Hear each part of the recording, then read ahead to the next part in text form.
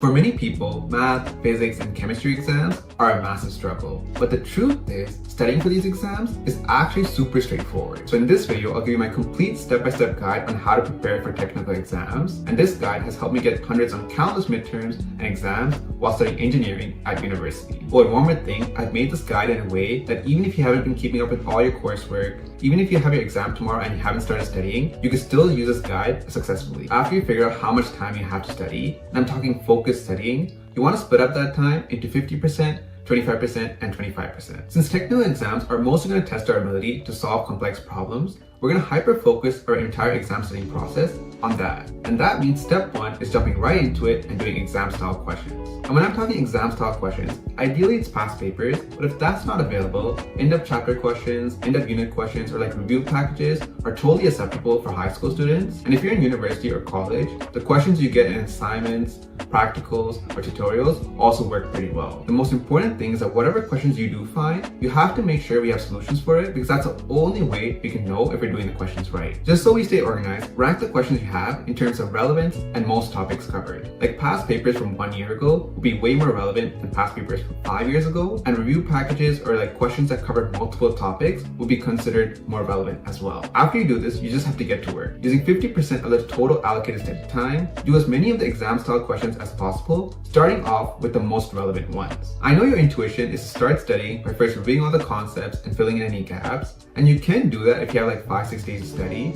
But the truth is, most of us don't have that time, and the only way we can optimize our study process is by starting off with exam-style questions. When doing exam-style questions, you automatically spend more time on more relevant topics and less time on less relevant topics. And this naturally optimizes our study process. Now, I know professors and teachers can still throw in some unexpected sneaky questions, and don't worry, I'll show you how to prepare for that in step 2. Now, when doing exam-style questions, there are a few things I want us to remember. First, actually attempt to do the question even if you think you don't know how to do it. I like to put a timer for like 2 minutes for short questions and like 5 minutes for more challenging questions, and actually attempt the question for the entire duration of that timer. It's really important for you to actually spend time attempting the question and writing the solution the entire way through, because that's the only way you can know what you actually understand and what you don't understand. If you just look at questions and be like, yeah, I know how to do that, and then flip to the answer key just to try to get through as many questions as possible, I promise you, you're only giving yourself the impression that you know everything, but the truth is, when it comes to writing the exam, you won't remember how to do anything. Ideally, you're able to figure out how to do the question, and if that's the case, compare your work to the answer key and see if you did it right. If you did it right, then great, move on to the next question. But if you didn't do it right, then you want to understand why you made the mistake. If this mistake is a careless mistake, then don't worry, that's not too big of an issue. Because you made that careless mistake now, it's really unlikely you're going to make it during the exam, so you're going to be fine. If it's not a careless mistake, it's more like a lack of understanding of the concept, or you just didn't know how to approach the question at all, then there's 2 things I want you to do. First, find the relevant notes about topics this question was on, and use those notes to actually understand the solution.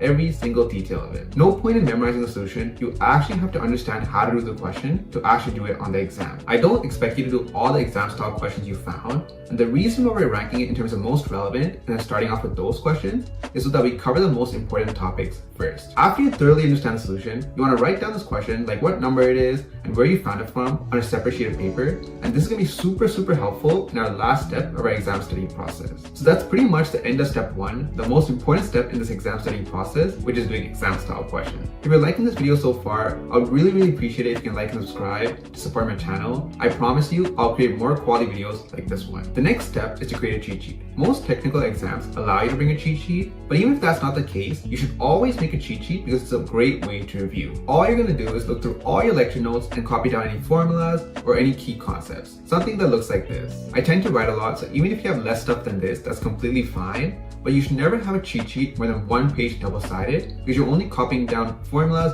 and relevant information on the cheat sheet. The reason why you should create a cheat sheet, even if you're not allowed to bring one, is because when you're looking through all your lecture notes, this is going to act as our review. And if you did miss any concepts in step 1, then the review is going to make sure you cover that concept so you're not caught off guard by sneaky or unexpected questions from your teacher or your professor. I know in the initial time allocation, I said you're going to spend 25% of your time on step 2, but honestly, making a cheat sheet is going to take you way less time than that. So if you have some extra time, you can use it for step 3 or just use it to take an extra break. Both are totally fine. Now step 3 is to review all the challenging questions again. it's natural that after spending so many hours doing exam style questions and so much time studying, you're gonna forget most of the stuff that you learned. If you recall, while doing step 1, we kept track of all the questions we had difficulty with. All we want to do now is to redo all these questions and try to get them right this time around. For me, it's kind of reassuring to redo these questions that I had difficulty with in step 1, because when I do get these questions right, now I feel more confident for the exam. At this stage in the exam preparation process, it's more about being confident and being mentally ready for the exam.